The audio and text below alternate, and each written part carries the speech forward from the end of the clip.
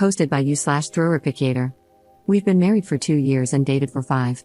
We are both 34. I'm a woman, he's a man, if it matters. I'm not a picky eater. In fact, I'm quite adventurous, and every time I've traveled, I've always made it a point to try dishes with unusual or uncommon ingredients to say I've tried them. There are very few foods I won't eat, and one of them is mustard, the condiment. I don't like it, I just don't. The taste is very strong and overpowering, and it's unpleasant.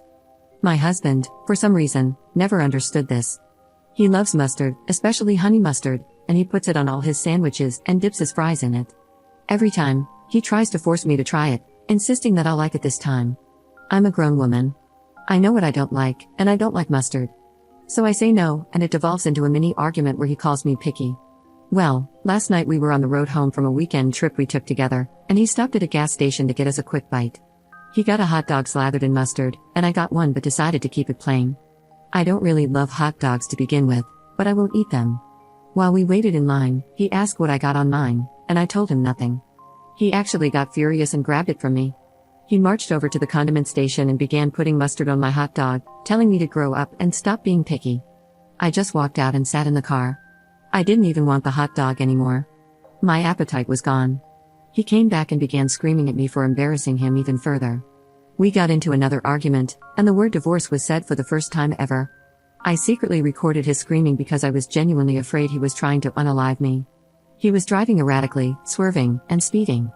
I'm in a hotel tonight. He ignored me all day at work, and then the calls started when he realized I wasn't coming home. Non-stop voicemails and texts. He sent me a screenshot of a Google search for local divorce lawyers. I haven't eaten all day, and I've been sobbing in this hotel room. I don't want to get divorced, and I wish I had just eaten the mustard. Someone, anyone, please give me an explanation. Could I be in danger? Why would he react this way to a preference of mine? I'm completely broken right now. Edit. Regarding bedroom intimacy, he respected it if I said no to having full-on smashing, but he would ask me to give him head over and over. I used to give in at first until I started dreading doing it. He tried buying all this stuff to make me like it, to make it easier or whatever. I used to like doing it, but I don't like giving it to him anymore. Yet, he still asks over and over. I started responding with, I said no. Are you going to force me to do it? He'd get squeamish and offended that I'd implied he would grate me. Regarding a support system, I don't have one. I've always been a very small circle kind of person, and I lost touch with casual college friends.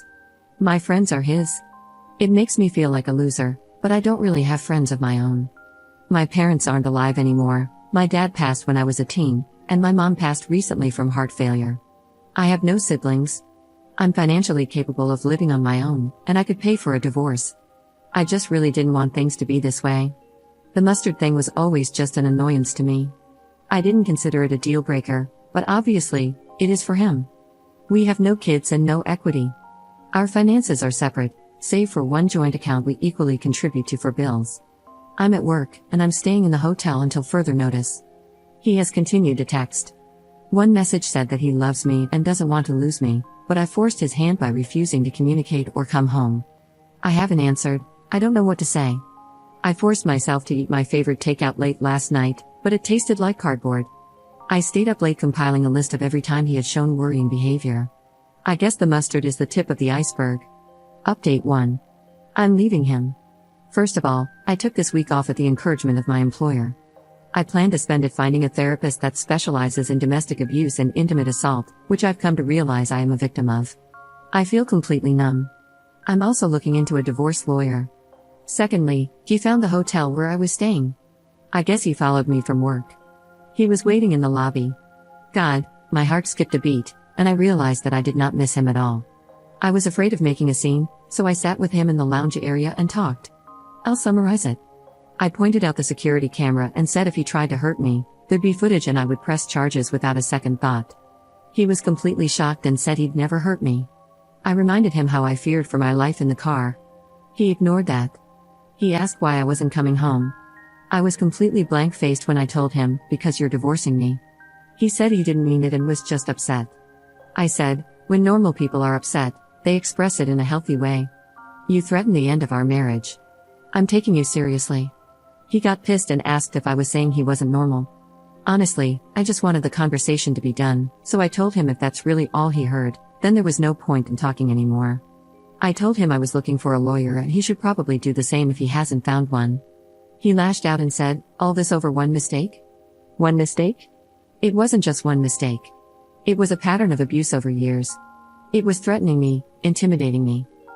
I always felt like I was the one disturbing the peace. He'd get so upset over things that required little to no effort for me to just do or go along with because I loved him. Somewhere along the way, I think I lost myself. I never liked mustard, golf, camping, or red wine. But he loves all of these and wanted me to love them too. He said he was introducing me to his hobbies so we would have shared interests as a couple. But I have realized that out of all the things I used to like, he has either refused to try or ignored my interests. Our shared interests are just his. I had enough of this, and as I made to stand up, he grabbed my wrist hard, and I pointed at the camera again. This just made him angrier. He never could handle slights to his ego. I told him if he tried to contact me again beyond sending me his lawyer's details, I'd be calling the police.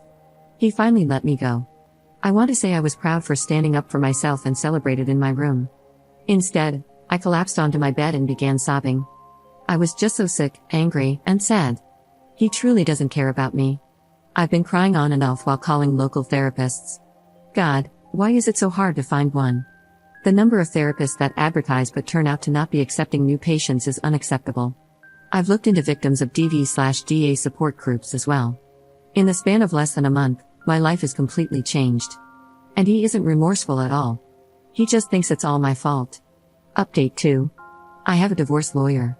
That's all I'm comfortable with revealing on here for the time being. I will also mention that I have moved locations. I am safe and secure. My work has allowed me to go fully remote.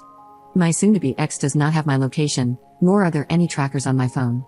I am in contact with people and organizations who are helping me. Earlier this week, the calls and texts really ramped up. I was advised to leave him unblocked and simply muted so his messages would come through. I read a few since I was curious. He wanted me at Thanksgiving dinner with his family. He begged me to stop being this way and asked what he was supposed to tell his family. Well, Thursday came and went. I had bought a couple of ready meals the night before, so that was my feast. I guess my absence at the dinner forced my soon-to-be ex to tell his family that I was separated from him. So, Friday morning, I got a phone call from an unfamiliar number. I answered it, thinking maybe it was my lawyer's home phone or another person I was in contact with. It was my mother-in-law. She begged me not to hang up on her, so I stayed on the line. She went on about how I was her daughter, she loved me, her son loved me, and how could I leave him over something so minor. He only told his mom about the mustard, and even then, it was a watered-down version that made me look like a neurotic control freak who needed everything my way. According to my mother-in-law, he just made a side cup of it for me and asked me to try it in the car. And then I supposedly started screaming that I'd divorce him. She then started probing about which lawyer I was seeing and what I had told them. She also reminded me that lying in court was a crime. My lawyer had warned me not to reveal anything we had discussed to his family. It took all my willpower not to say anything. Instead, I hung up and muted her number too. She hasn't texted or tried to call again. Trust me, I would have loved to send the recording of her son screaming that he ought to smack me upside the head, calling me a stubborn bitch, threatening to divorce me, and saying he would run the car off the road if it didn't start acting right. I wanted to scream into the phone that her precious son started this mess, and I was simply doing what he wanted. I have come to realize you don't treat someone you love the way he has acted. Normal people don't want to have bedroom intimacy with someone who has already said no. Normal people don't keep pushing and obsessing over food preferences.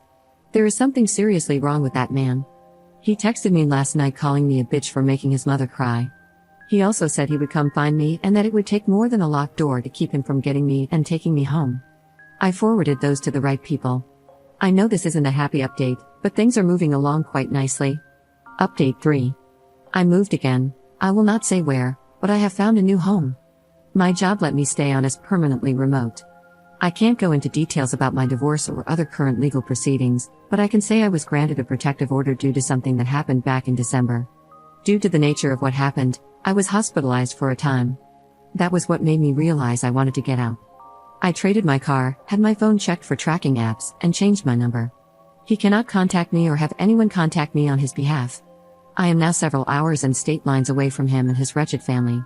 I moved with only 2 suitcases and a duffel bag of my stuff. I cannot wait to furnish and decorate my new home the way I always wanted it. I'm in therapy, and I have a survivor support group I see weekly. I will be okay. I feel like I can finally breathe. Up in the comments. Trigger warning, intimate assault. He raped me. He did not do jail time. He went to mandated counseling, and that was considered legally acceptable. That's the catalyst that resulted in me moving and our divorce moving along properly. He was trying to impregnate me. He told me that. Update 4. Up posting almost 2 years after her original post, 1 year after her last update. It seems that I just can't escape my story, haha. I was getting ready for the day when my TikTok feed showed a podcast reading and reacting to my story.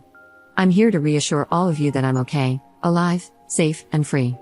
With that stress and anxiety cleared up, I feel like I can finally put into words my emotions. I was very small and skittish during the abuse and for some time after leaving. I'm not sure how else to put it, but I felt like I had to be small. I was constantly regulating and accommodating. It was horrible, in retrospect, but no one prepared me for the emotional turmoil that ensues once you're safe and away. I felt raped like nothing else. I would spend hours screaming and crying into my pillow, hating him, wondering how he dared to treat me like that. As therapy and my support group have worked to rebuild my self-esteem, I've become more and more outraged on my own behalf.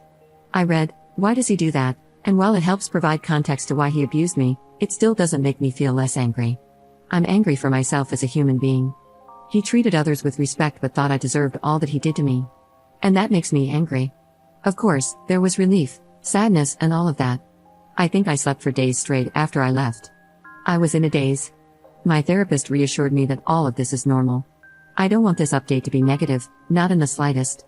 So here's some good news as well. My therapist recommended yoga and Pilates, and it has been great for me.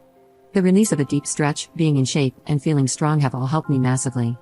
I feel healthy, and yes, I cry when I do hip opening stretches, haha. Also, I made friends, real friends. I joined a local women's club that's part of my neighborhood, and we do various activities bi-monthly. Next week, we'll be doing a little embroidery project.